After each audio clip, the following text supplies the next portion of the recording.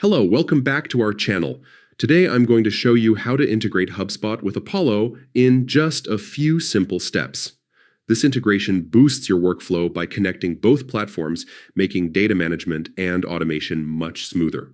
First, open Apollo and go to Settings.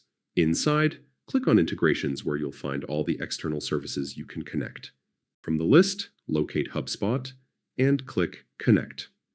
You'll be redirected to HubSpot, so make sure to log into the correct account. Next, grant Apollo the necessary permissions. This allows both platforms to share data. Sometimes HubSpot also asks for your Google Ads account, so connect that as well to get a complete view of customer activity. Once the accounts are linked, set up your data sync settings, decide how contacts, accounts, and deals should flow between Apollo and HubSpot. Then map the fields so the data aligns perfectly across both tools.